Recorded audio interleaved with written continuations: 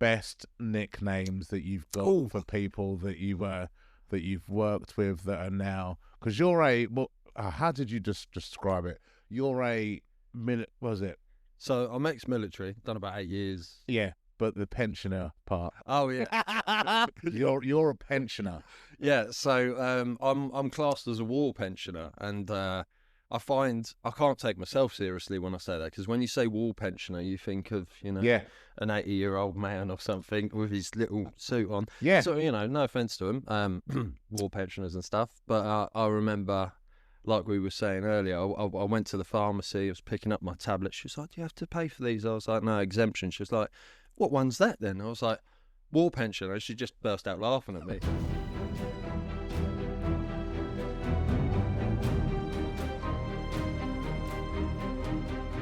Even when you walked in, my first thing was, which leg? Because I couldn't see straight away. Yeah, no, that's why if I wear trousers, no one notices at all. But unless the wind blows and you get this sort of skip leg day on one side. Sometimes I feel like wearing shorts because, if you're in a busy environment, you're walking through crowds and that, people just walk at you anyway. Yeah. And when you got one leg that doesn't move, they trip over and they look at me like I'm being a bit of a twat, thinking, "Why have you done that for?" I'm like, "Oh, it's my leg." And they're like, "What are you on about your leg?" You were saying about the story the other day when you had to park in your disabled badge as well. Cool. I mean, because I don't look the same. Absolutely not. Yeah. I park in the Tesco car park or whatever in the blue badge spot. Before I've even got time to put the badge up, someone's banging on my window saying, "Excuse me, you do realise this is for disabled people?" I don't know what they expect. Have you ever had someone ask you to prove the disability? Yeah.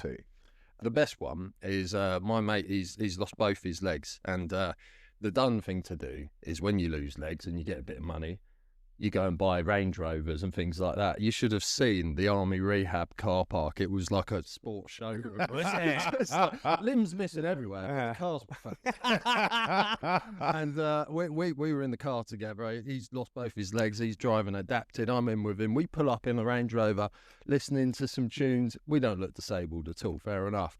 But this guy came screaming over. My mate just opened up the door and you could just see he was just... I wanted to say half the man he used to be. That's pretty savage. He'd lost some of his...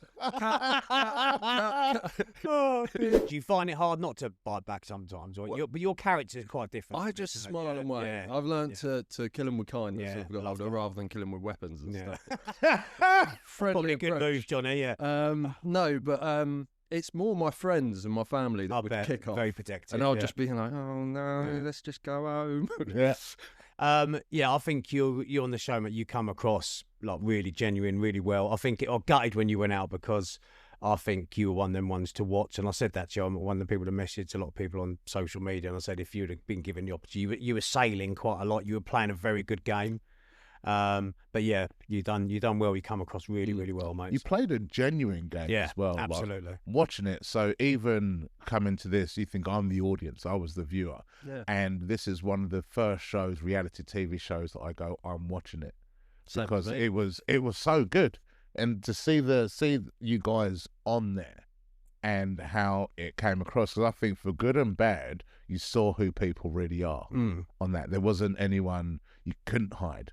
Yeah, and I think it's one of those shows where the more it goes on, as the weeks go by and the lack of sleep starts to kick in, the weather starts to get bad, that's when you see people's true colours. Absolutely. That's when people start going, oh, you're annoying me. And you just see that. Little traits. Yeah. And like you were saying, I'm naturally a bit of an observer.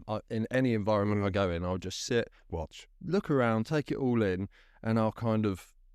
rather than stick with one group, I like to try and get to know everyone as quick as I can. Yeah. I think that's why you found when my series came out, it was just like me going up to everyone as quick as I could, trying to get all my cards off my chest saying, "Oh yeah, by the way, I've got one leg, I got blown up. I'm not trying to hide anything." Yeah. "Oh, by the way, I've got I'm not trying to hide." Gather around. Because in my head I was thinking, because they didn't know that I'd lost my leg because I had trousers on, and I thought, I'm keeping a secret here, but I'm not keeping a secret. It's just not something you go around telling everyone. Yeah, and it's the kind of thing, well, on that show as well, it is the kind of thing where the smallest secrets came out and people lost their shit. Yes. And they were like the dumbest secrets where you're like, so? Yeah. Like, she's an actor. Like Maddie, yeah. Yeah, exactly that. So, I'd said congratulations to her. I had no issue with it at all, but everyone just was swamped towards her. Yeah.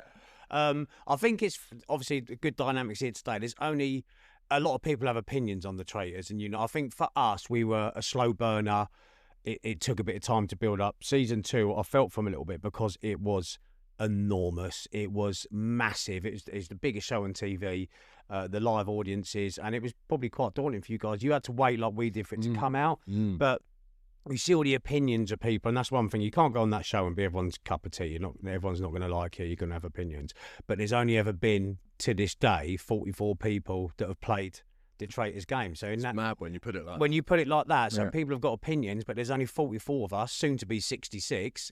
That have played the game. So all the opinions, which makes the show the magic of what it is. But unless you've been there, like you pointed out earlier, sleep deprivation, that castle does wonders with your mind, doesn't it? It sends you into very different angles. What's some of the things that people don't see from an audience point of view? Because you think, for us, we don't see the sleep deprivation. Yeah. We all see everyone going to bed and having a lovely night's sleep. I saw people working out in their room and thought, well, that looks fun. Yeah. But what's the stuff that the audience doesn't get to see? It's a good question. I think the things that you don't see are the personal experience, in the sense of put yourself in mine and Kieran's shoes. You're about to go on this show. You don't know too much about it. Yeah. You don't know if it's going to be huge. You know, you haven't been on telly before. Yeah. You haven't had cameras everywhere looking at you. All this new environment's going on, and you're about to meet everyone else who you haven't seen yet, and you're about to play this crazy game with them, and you're thinking, what are these people going to be like? Are they going to be nice? Are they going to be game players? I'm going to be stuck here. What is going to happen to me? What sort of missions am I going to do? What are the producers got up their sleeve? And the whole time you're just going, it rolls, doesn't it? Trying to process it. Your own worst enemy in there, for me, was myself and my own thoughts and process. Exactly. I think it was a lot harder for you because I think the expectations were, people knew like what would the game like. They've obviously watching season 1. They knew twists and turns. They know the levels that people would go to. So I actually think it was a lot harder for you guys. A lot harder. Like your good old liner. That's what I was thinking. Yeah. I couldn't get that out of my head. So that first, because I am that person. If something didn't happen, it's normally me. That's why I've got one-legged verse. And when I saw you all line up, I was like, I'm going to be the first to go. I'm all buzzed. I'm all gassed and excited to do this. So it's just going to be like, yeah, you can go home. You're done now. And you're thinking that in the back of your head. You're like, you want to at least be in there a couple of days. And I remember seeing that must have destroyed you. Like, honestly. Well, funny, when it happened, which I'll cover in a minute, but watching it back, obviously we knew they'd do nothing the same. I thought, but being at home and watching them line up and said and she said, well, I want you to get an orderly line, like the fear that came over it's like I was right back on that gravel again. I literally, my arse went. I thought, oh no. Did you know? No, not because you look like watching that when we sat down to watch it, that first episode, and we saw everyone line up.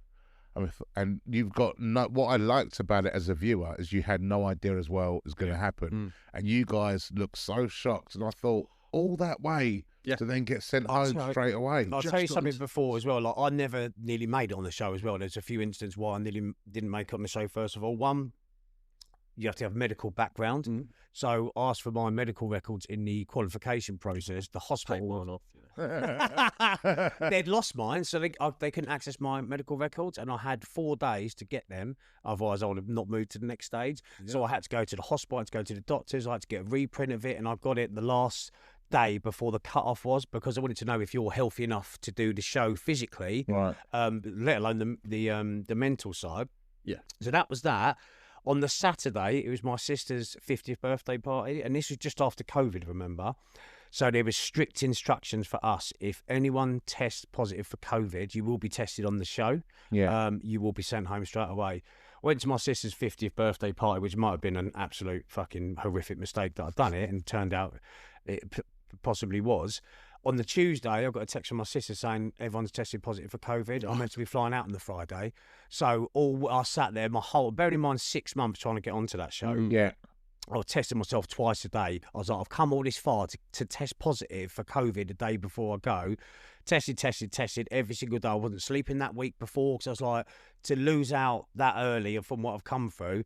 Last day, anyway, cut long story short, didn't test positive.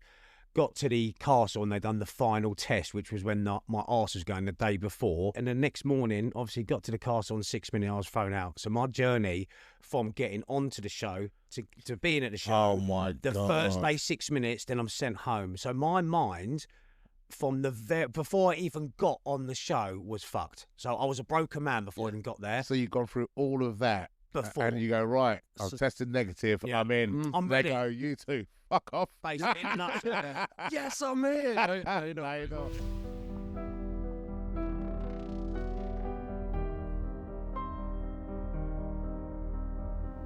What did you think of our lovely Queen Claudia? Oh, Claudia. So, if I'm being honest, I'm not the most television No, person. you said that, I don't yeah. watch much telly. I do, but more in the wrong era. Like, Yeah. I like watching Gold TV because you've got all the old Only Fools and Horses. Yeah. Love it. The two Ronnies. I'm quite old-fashioned Yeah. with the comedy I like and television I like. So I didn't know too much about the show until I did. I obviously watched series 1 and I thought, this is actually pretty cool. And I didn't know too much about Claudia. I wasn't sure how to take her. I wasn't sure what it was going to be like. But I have to admit, she's an absolute sweetheart. Loved it. Watching it was when she'd take the pictures off the wall and just throw them on the And floor. Aisha's on fun like that. I mean, what a great thing. Probably no one's prompted her to do that. That's just natural Claudia to do it. Yeah.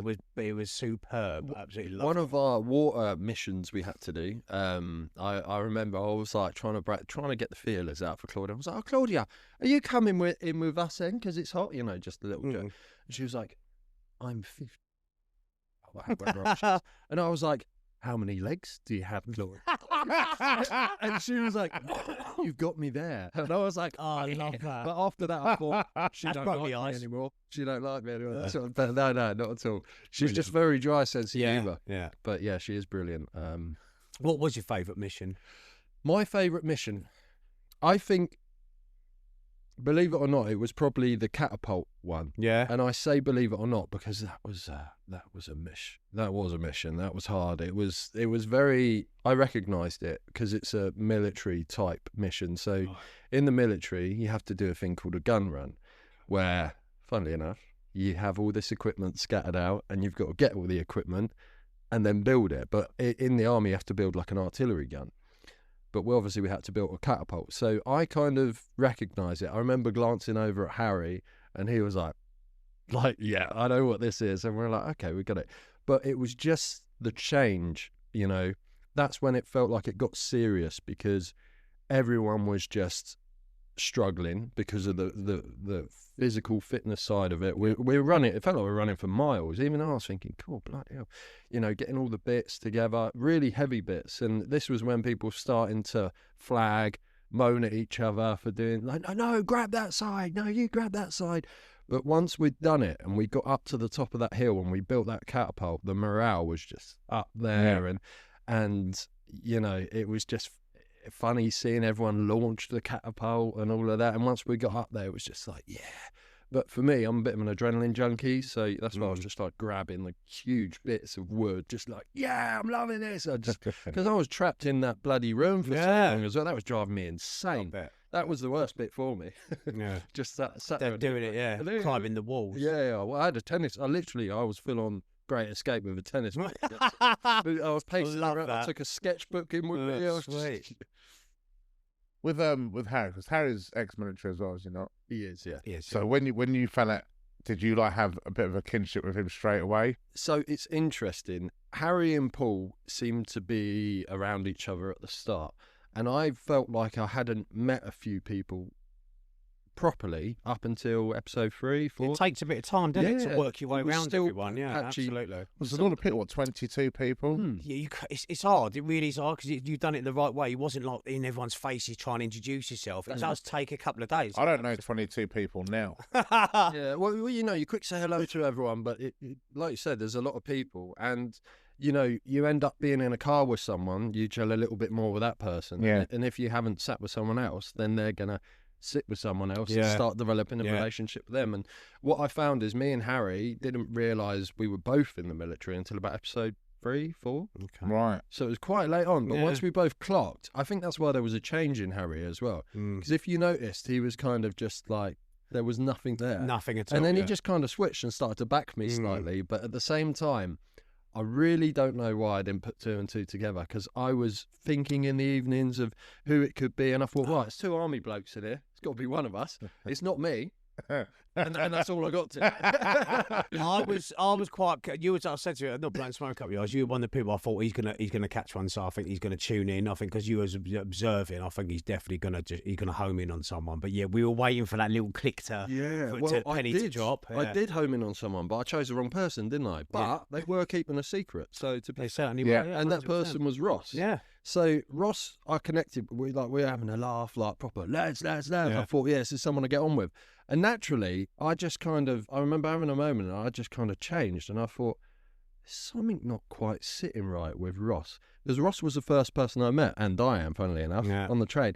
And there was just something not sitting right with me. And I thought, is he a secret producer? Like, because he looks very much like one of the tech guys. Or something like. And then he told me. Isn't he? Doesn't he do something? He told me he does do it. And I thought, something's really not. Yeah. So I was just so focused on Ross. I felt like he was keeping something, and it turns out he was, but he wasn't a traitor. Yeah, but you still tuned in on. He was hiding something. Yeah, so intuition. And I was thinking, if in a parallel universe, I didn't get all suspicious of Ross, we probably would have got quite friendly. And it would have gone completely different. But that's also another reality of the show. I didn't care when I came out at the time. My time was that. It was exciting. But watching it back and everyone going, oh, Johnny, what are you going to go for? That's when I was like, oh, yeah, it would have been a little bit fun to stay in there a bit longer. Yeah. And do watching it as the audience. Because on season 1, when they told us who the traitors were, when she goes round and touches everyone, I sat at home thinking, I didn't want to know. I wanted to try and figure out. About that. A lot of people I wanted to figure that I wanted to figure it out. Yeah. But then, from watching it, when you know who the traitor is, and you can see the slip-ups that you guys don't see, you end up screaming at the TV. It makes it more entertaining. Yeah. So when you watched it back, were you noticing all the little things that you would have missed? I think it was, for me, it was kind of like confirming, like, because in your head, when you think about things, you have your thought process, obviously, and you rationalise things and you unrationalise things. And you're forever doing this because you don't know what's right. Like, I could be talking to you now and one of us could be the traitor in the room and we wouldn't know. And you're chatting to them, like, yeah, they're getting on all right, you're having a good time. And then your brain's going, nah, why do you trust them? Yeah. You've got nothing to go of. And then you're just kind of like this the battling, whole time in your brain. And you just kind of sat there like, yeah. And I think that's why a lot of people go quiet as well. Yeah. Because they don't quite want to. Because you could be acting on your irrational thoughts, but then what is an irrational thought? Because you don't know what the truth is. Yeah. Like, it threw me off. You fight yourself in there. Yeah. For so many different ways. And what's the perfect game to play? There is no perfect. Whatever twists and turns you could probably come up with in your head will be you could come up with 100. Yeah, they will have another 100 on top. Yeah. They are games masters upstairs that are pulling all the stops out. And like I say, unless you experience it, but watching it back for me, I don't know what it's like for you, because you see when other people are talking about you in the interview, like the myths and stuff like that. So it's like you never see that. When you're out, you go home, that's it, you don't see any of it. It's all the other stuff you don't see. So watching it back for me was like trauma again for number 1. I loved watching your ones. I was like, I can watch this and enjoy it as a viewer. So I got well into number 2. I was all over it. I was like, I'm really enjoying this. But number 1 still haunts me. So. When you watch it back and you see the reasons why they thought people were traitors, and like it's so easy to really plant that seed of doubt into someone to go, oh, they must be a traitor because they've just said this about that person, and then you go see that person, go and grass them up, and it was very, very. Who was on their turn? Who started sniffing about you as a traitor? Who was? They mentioned a couple of people started to. It was because they were doing the rounds, weren't they? Inevitable, it has to come to yourself. I believe it was because I was gunning for Ross. Yeah. Ross got friendly with Jasmine. They were quite powerful in there, them two. They were quite big characters, like in the vocally. Little clicks. Yeah. Yeah, and I felt like because I was going for Ross was then going for me because he's like, what are you doing, mate? I'm not a traitor. Why are you going for me? But it's natural. From his perspective, I'm just going at him. So, like, but I was trying to do it in a respectful way. I was just trying to be honest as well. So it didn't look like I was trying to hide anything. But once I saw them two to switch, I reckon there was probably some conversations going on behind the scene. Yeah.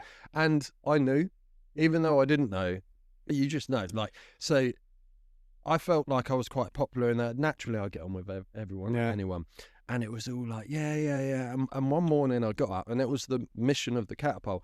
And it was like I'd, said something wrong at some point. Yeah. I'm looking around thinking, have I upset someone? What's going on here? You can feel the shift. People were just kind of like, and I just like, what have I done? And then I'm like, oh yeah, I'm on the Traitors. Oh, they must think I'm a traitor. Oh, this ain't good. And I thought, what can I do? If everyone thinks I'm a traitor, not everyone, but I could just feel the dynamics. And that's one thing, is horrible feeling, Johnny, when you know the walls are closing in on you. It's me for episode 12, obviously last episode, and you have to be a smart person. You when you've been in there for a while, the vibes give it off, and like I say, you can spot. You just wake up one day, and when your time's up, your time's up. And that's why I kind of went gracefully, because I just kind of looked around and I thought everyone knows or thinks I'm a traitor. Yeah. I know I'm not. I could cry and say, I'm not a traitor, I promise you. Class. But then they'll be like, he's a good actor, I reckon he's a traitor. Like, there's nothing you can do. So I just kind of thought, I'm just going to be honest and say, look, sorry if you think I am a traitor, but I'm not a traitor. And, Do you know when you're standing up there and you have to reveal whether you're a traitor or not? Yeah. When you know you're not a traitor and you get to tell them that they were wrong. You feel a bit smug. I was about to ask, does that feel good? I think because everyone's accusing you of something you haven't done. Yeah. And yes, it's a game. And yes, they're accusing you of being the murderer. But it feels very real. It feels like you're actually being accused of something, like you've done something wrong when you haven't. Yeah. And maybe that's because there is that element of taking it personally.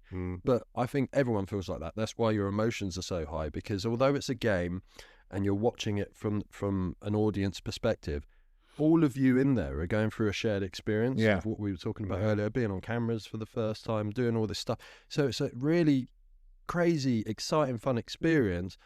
And you've all got each other that you're going through it together with. But there's some people in there that are being deceitful.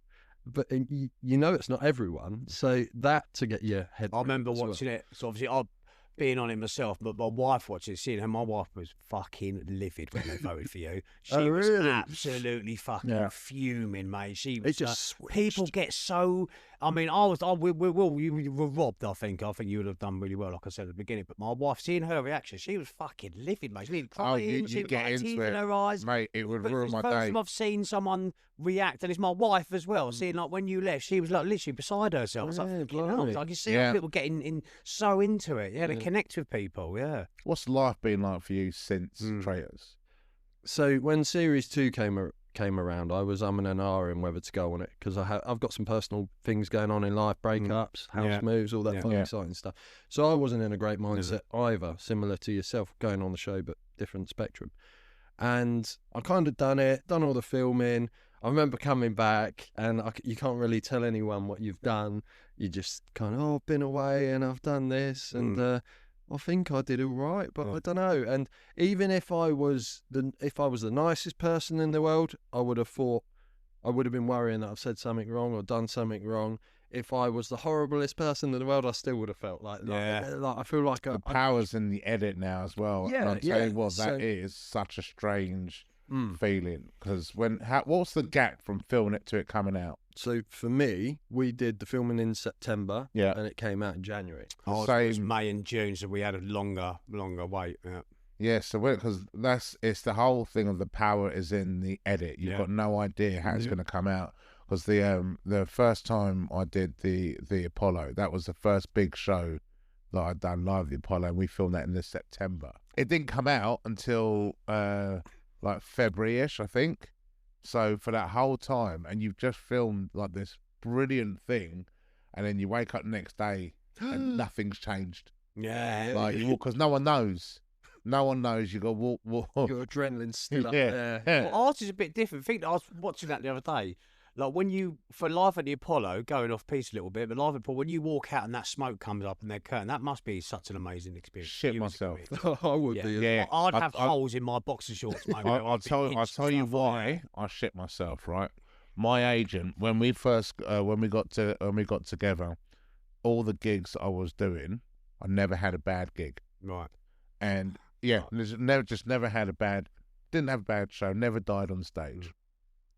And he used to send me to gigs that were notoriously difficult for new comics, because he was like, "You've got to go and have that." Great, literally. nice. He sent me to Belfast once to do this gig. Told me I was doing a 20-minute set, and I barely had 20 minutes material, right? And then I get there, and the show runners there telling us the lineup. And he's gone for everyone who's gone out. And Emmanuel, you're doing a closing 40-minute set. I was like, I'm what? So then I've just like smart. It's like fake it till you make it. Yeah. I've then nodded and smiled away, gone on the phone to him. I've gone. They've made a mistake. I'm meant to be doing 20, mate, and they put me on for a 40. And he just started laughing, put the phone down on me. It's like it's like, you're gonna go and trial by fire. Then after the show, he's called me up and went, "How'd it go?" And I was like, "I fucking nailed it, mate. It was awesome." Yes. And he was furious. What? But it was little things like that. Yeah. So we used to have this joke where we'd say, "Imagine if," because we were always working towards Live at the Apollo. And he's gone, "Imagine if you never have a bad show, and then you get to the Apollo and it's a shit show." That was the joke. We always used to talk about it. Then I forgot about it. Fast forward to just before we're getting ready to go out. He goes, "Remember that time we used to joke about the Apollo being your first bad gig? Have a good one, mate." And then, welcome to the stage, Emmanuel. That's not you do, I would do, really. I love So that. you look at my face when I'm walking out, I am shitting myself. Don't that look one. too bad, mate. But I just look out that sea of audience. I've done it once when I've done Jimmy Carr's show. I had to do a little cameo bit, and I was only on there for like 30 seconds. And I was all right before. The second I walked up and at my arse, literally, I was like, fuck, it's daunting, mate. Like, ours is different. You have cameras everywhere, but live, oh my God, a different animal altogether. Yeah, I've obviously not done anything. I've done public speaking and things like that. And even when I went on Lorraine and things, what I find is I'll go on there, they'll talk, and I don't remember anything. Yeah, no, you don't. And I'll sit down, they go, "Johnny, you done really well." I'm like, "What did I just say? What did I do?" Yeah. And you're like, it's just like autopilot. Yeah, you got no. Even when so I filmed QI, and it came out nearly a year later, and I watched it as if I weren't on it, because I couldn't remember a single word of anything that I said. And you come off afterwards, and then your brain's going, "You've probably said something fucking stupid, and now everyone's gonna know you're an idiot." And this was the paranoia. I filmed it, and it didn't come out for ages, and I just thought that they'd watched it back and gone, "No, he's shit." Fuck that. Just cut him out. And just cut it.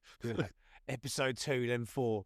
Well, to 3. No, he Speaking was of rubbish. rain, mate, I watched it. I was lucky enough. I don't know, for the sheer chance one morning I was home, and then I saw you going. I've been lucky enough to go on Lorraine as well. What a great experience! It And is that great. was I learned a lot about you on Lorraine, because it was very different. It wasn't Oh, trade you didn't know related. too much about, like the snippets of the details. Yeah. And that was another thing I worried about, because I've done so many. I genuinely have done a lot of things since I've left the army and in the army. Yeah. That I thought, if I start telling everyone this, they're going to think I'm bullshit. Yeah. They're like, oh, you done that as well, have you? You know, It's a great insight, mate. crazy. Really good interview. Lorraine's got that skill set like that to talk. Little bit, obviously, that's what you know from the Traitors, but the stories you told on there, mate, were fantastic. So, it was strange watching. Like, I saw it was online. I saw a bit of it back from Lorraine, and all my mates are just like, "Are you wearing makeup?" I was like, "I didn't put No, it you on. have to, yeah. I got put in a little room." Yeah. And I did. I Feels good though, didn't it? Yeah. I did. They're like sat in the makeup "Okay." chair. Yeah. It does feel, you know what?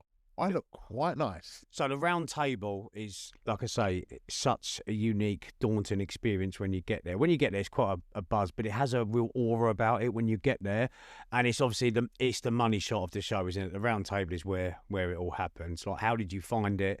You look quite blasé and quite chilled around the round table, to be honest with you. So if you were winging it, you've done an amazing job. But how did you find the accusations and having to accuse people? You can just imagine. So Claudia's saying, "Oh, the round table's tense. Everyone's nervous." I'm just in my head. Yeah.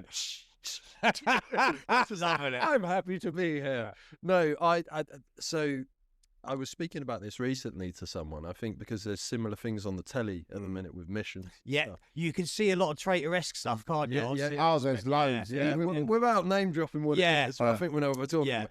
And I was just sort of talking away through it, and it made me remember that you'd wake up in the morning, you're in the castle, you've got to do stuff, and you in the back of your mind you're like, I'm having a fun time right now, but tonight I've got a round table to do, and you've got to look forward to this round table every evening or whenever it is. And I just remember that playing on my mind this whole time. I thought, we're all getting on now, but the gloves are coming off later. Yeah. We're all going to scrap. Ding, ding, yeah. And I never looked forward to that, but I don't like, in life, people argue and moan about things. When someone kicks off to a waitress because they brought their food out wrong and make a scene out, I don't like that. No. I don't like that kind of mood change. So in my head, I'm like, here we go, it's going to get tasty. And I'm just sat there and I'm kind of looking around like, who's going to kick off first? Is anyone going to kick off at me? Like, have they been talking about me all day and I don't know about it? No idea. So that's going through your head. But I remember, like,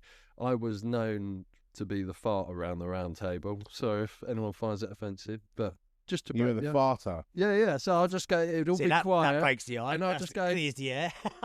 and then I saw Diane and go, oh, that's brilliant. I would love them to show that. It would be funny, wouldn't it? I would have loved to have done that. Crying, screaming. He was like, Johnny, please, because every time I managed to convince everyone it was Zach farting. Brilliant. I was like, Zach, that's disgusting. Deflection in its finest. Yeah. But only because he was uncomfortable. That I tackled humour to make people. Relax, Yeah. Kieran, how did you feel about the round table? I had so many mixed emotions at the round table. For me personally, obviously getting thrown out, coming back, episode 5, sitting at the round table. I'd missed quite a few episodes, so when me and Amos come back, like you see it, like we come back, I sat there. Thank God, because they obviously would edit sometimes. When we come back into the castle, I know I said to the producers, I think we're going to be a target. We're an easy target, me and Amos. Because you've been away. Yeah, because we've been away, it's an easy vote. I don't know. We never knew what was going on. We didn't have any clue what's going on. So I said, are we able to be voted for tonight? And they went, yeah. I said, that's quite hard to deal with, I'll be honest with you. I feel as though we might be an easy target.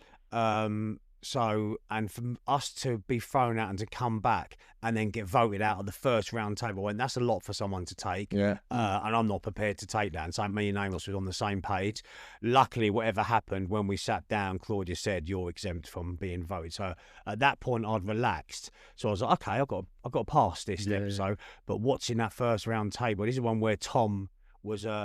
So with Ivan basically saying, I'll read people. That was my first round table. Yeah. So I come in, it was level 10. I was like, I enjoyed it. What's happened? But I was like, what the fuck is going on here? That was a brilliant moment. I read people. I've got this down. When people do that, it's just gold to watch. Yeah, the audience are like, yeah, you need a new job, mate, because you are bad at it's TV gold. It's finest, obviously, the battle. Even if that is your job, keep that to yourself, because if you're wrong.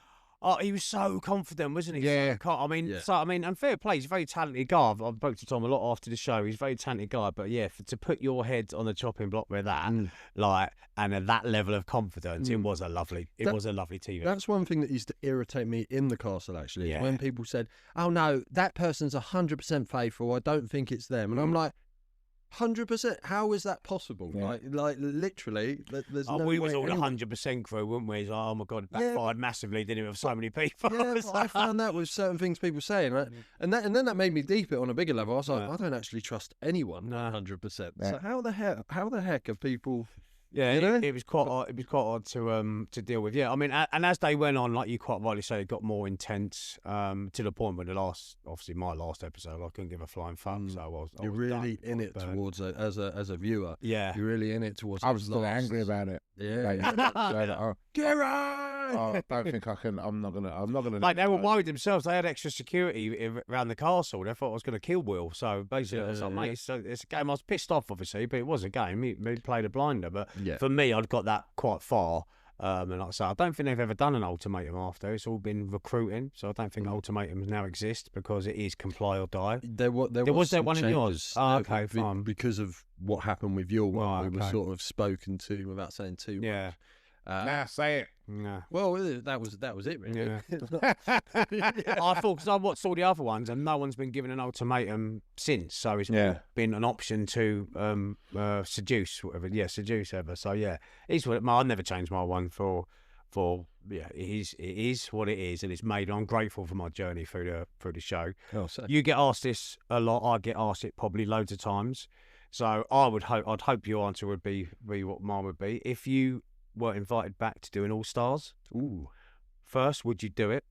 Secondly, who would you like to play with? Thirdly, who would you like to play against?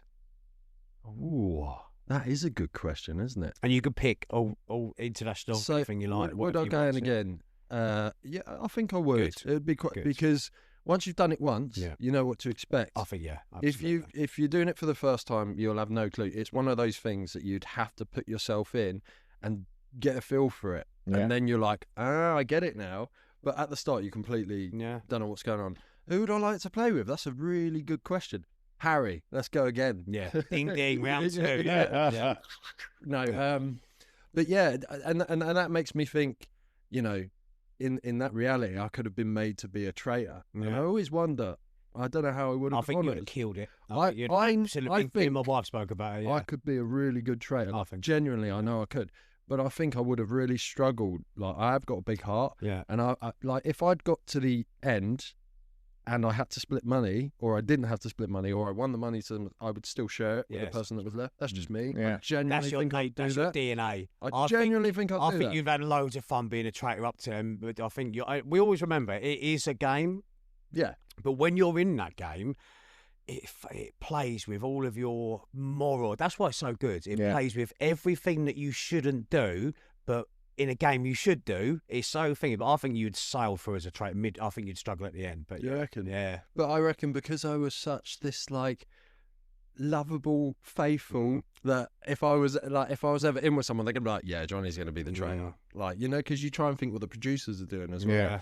So it's hard. It's very hard. Tricky very one. hard. Yeah. And it'd be interesting if anything like that ever was there. Oh, when you look back now and you look at some people, I was like, oh, geez, it does annoy you. It's like, why didn't I see that? Oh, yeah. But it's done. There's nothing you do. I try to ignore those thoughts because they do creep into your head, and you think, oh, if only, stupid. Shut up, it's done. Yeah, it's done. It's only because it's captured moment that you go back and think, oh, it could have been different. It could have done. Season 2, they were backstabbing each other left, right, and centre. That was that one.